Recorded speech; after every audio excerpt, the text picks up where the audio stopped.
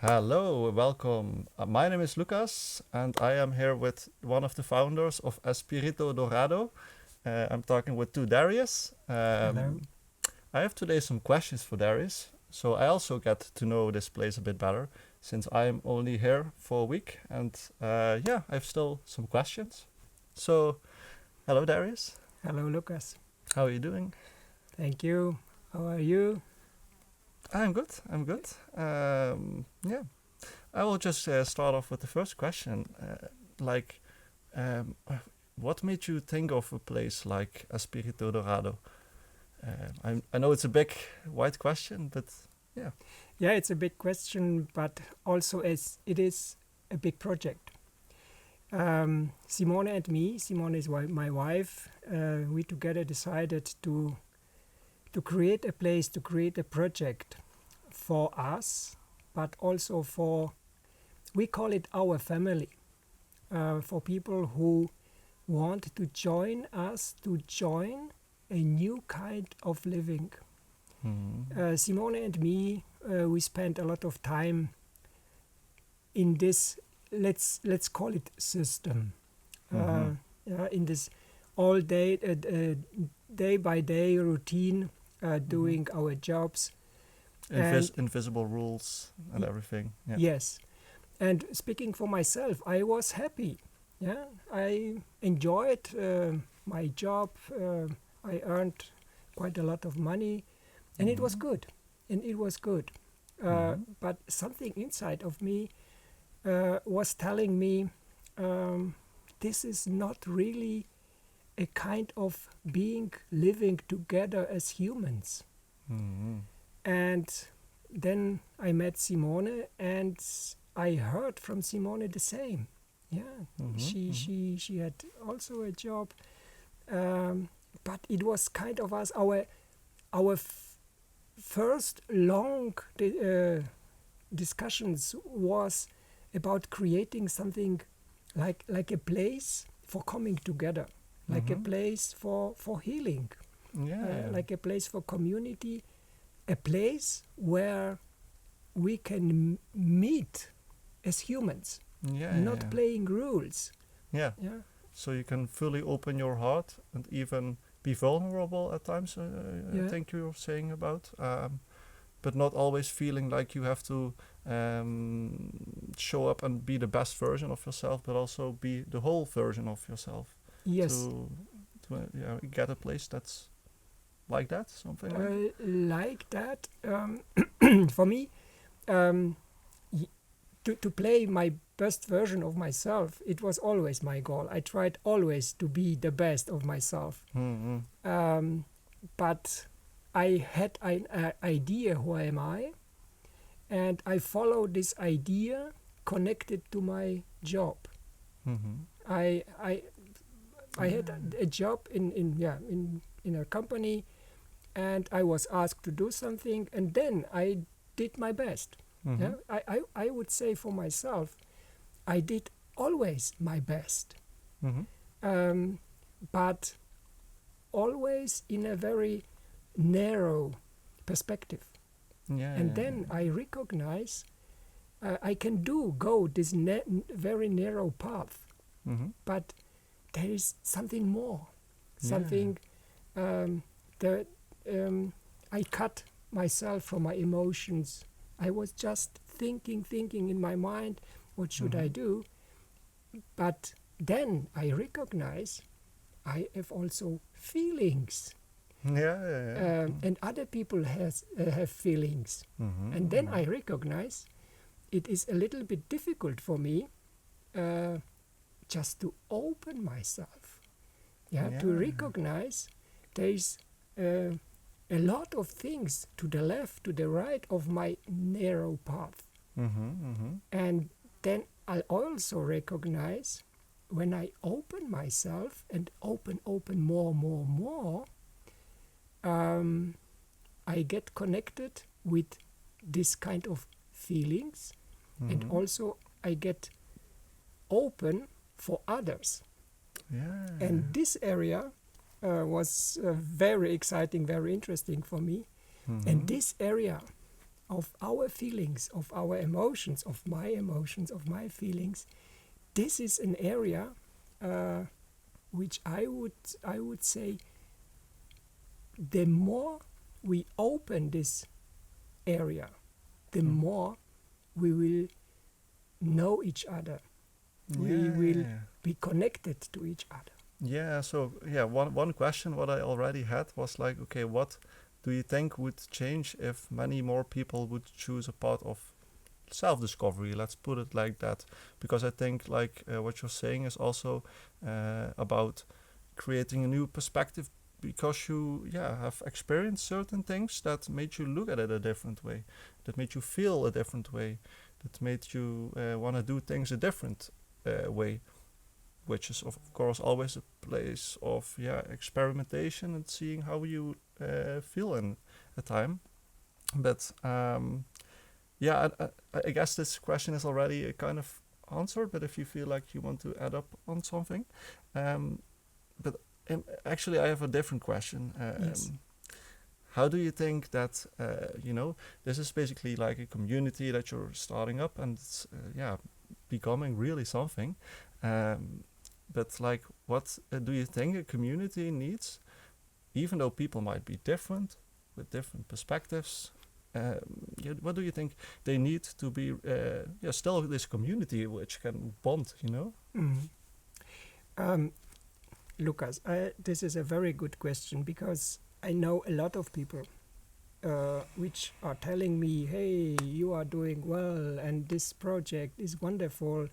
And I know also not a lot of communities, but some communities which started in this way.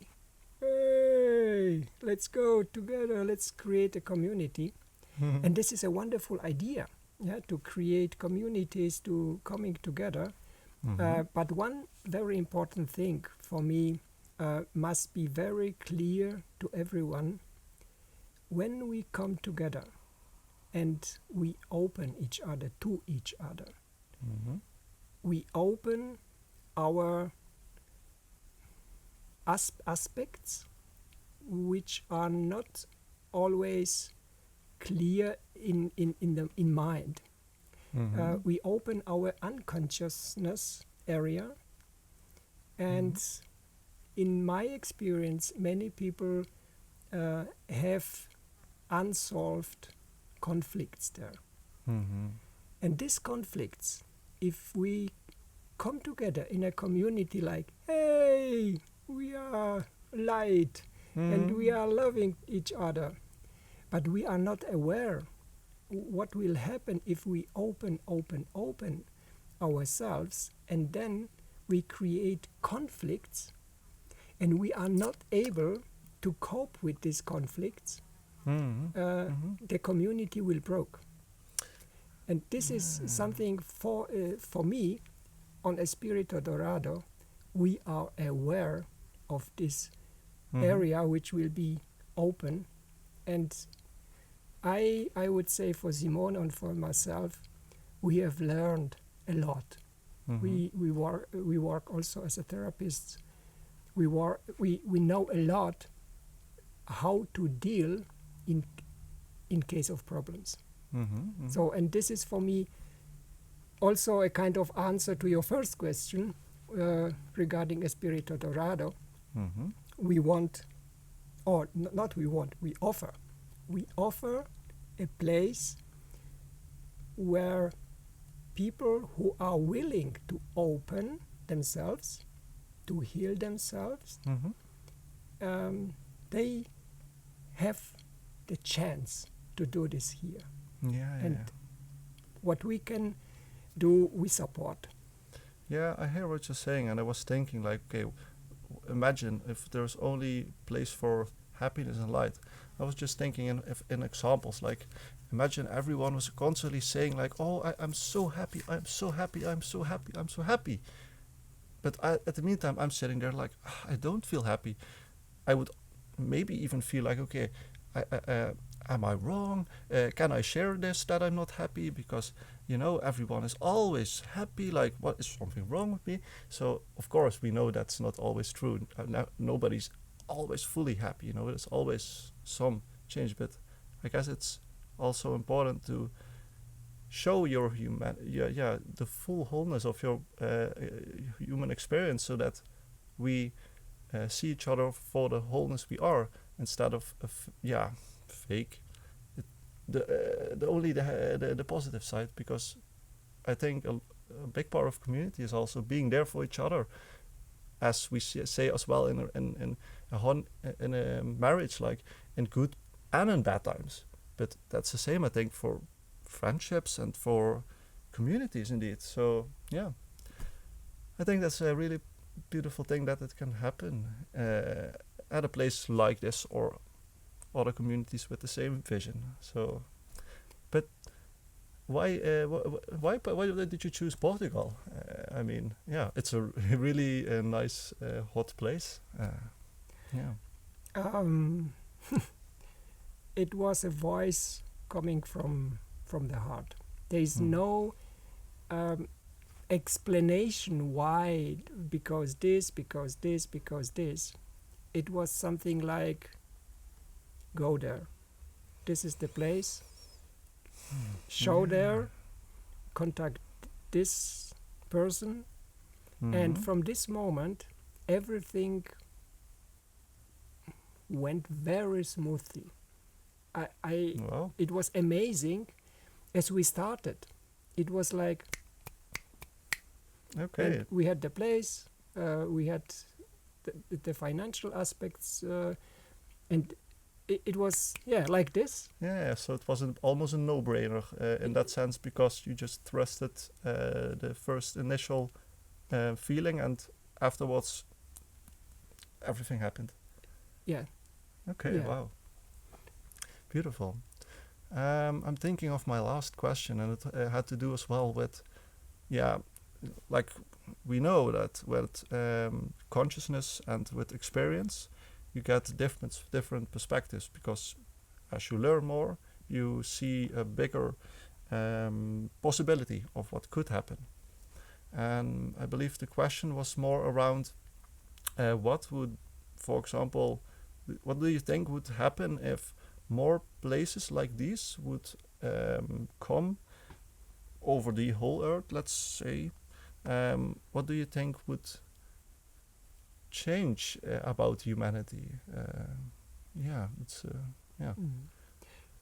I know there are many other places. Espirito Dourado is one of many other places. And for me, I wouldn't say Espirito Dourado or nothing else. No. We are a part of a growing community of communities. Places like Espirito Dourado, as far as I know, are around the world. And they are rising up. And they all have different methods of getting people to a deeper understanding of themselves and the people around them, right? Yes. So it's really about the workshops as well. Yes. Right? Okay. Yes. Yeah. For me, in my experience, if we want to recognize ourselves, if we want to change something inside of us, if we want to change our reality, we need places to calm down, to have time for ourselves, to stop this daily thinking, the daily routine, and it takes time. And for me also, the contact to nature is very important. On Espirito Dourado, you see, we are surrounded by nature completely. We are I would say, in the middle of the nature, but this is, I think you know what I mean. It doesn't matter where you look, you see nature. And for me, time, silence, nature, people around, this, at least three components play a very good, very important part in healing, in changing, in recognizing. And for me, this is very important. I want to change this, let's say, system. Mhm. Yeah, I don't want to escape. It does not. For me, this kind of escaping from from something. This is not the way. Mm. I want to change it. Yeah? Yeah. Not do. They are there and they do, and we are here and we do, and we are different. Of course, everyone can change their own path, their own kind of life. Mm. In my experience, our life, our reality can be wonderful when we learn, for example, clarity, honesty. What is worthy? Yeah? Worthy? Worthy. Yeah. Oh yeah, worthy. Yeah, Thank you. Yeah. What is worthy? Yeah. Yeah, it's beautiful what you say as well, because during my burnout and my hardest time in my life currently, I also had a lot of benefits from taking indeed the time, but also the time within nature. And I don't know, the whole concept really resonated with me when you told it to me, because when I had this burnout, I also had the need to go to nature and to just be on my own and just really without too much noise, without too much things coming my way. And that's what made me see different perspectives of nature, because I feel like nature in so many ways is telling us a bit about ourselves as well. But as you see, as you starts moving slower, you will see the details more. So it's the same when you're driving a car. You cannot really see the details of everything that's beside the road. But if you're walking, you can see the details more, and it's somewhat the same. And I don't know, I just love the mindset. So thank you, I guess. I like this. So yeah, I basically have learned a lot more about this project. I have no longer questions for now, but I want to maybe give you the opportunity to say something if you feel like you want to add up upon something. But thank you for the time and the answers. You are welcome. Probably I would like to ask you one question. Being with us, has something changed inside of you? Have you got any insights which you will take with you when you leave this place? One thing I really think about now is that many times in the past I have first almost always thought of the others. Let's say I see a situation which I find troublesome, and I see someone having a hardship, and I might also have a little bit of trouble with that situation. I would have often thought to first look at that other person and help them. But I don't know, it's a beautiful thing maybe, but I often forgot myself in the first place, and I never asked the question of like, okay, what do I need at this moment, and what do I want to do with this situation at this point. So first taking the let's say the invisible chamber for myself to think of like, okay, what can I learn from this moment, what I see, and what do I want to do with it before going on autopilot and thinking of others, while maybe not learning the lesson myself. Wonderful. Yeah. Wonderful. Thank you. That's also a gift for me, hearing that something like so important change in your mind. Thank you. And it's a big part of my life. So yeah, thank you as well. Wonderful. Yeah. So thank you, Darius. Thank you, Lucas. Bye-bye. Bye-bye.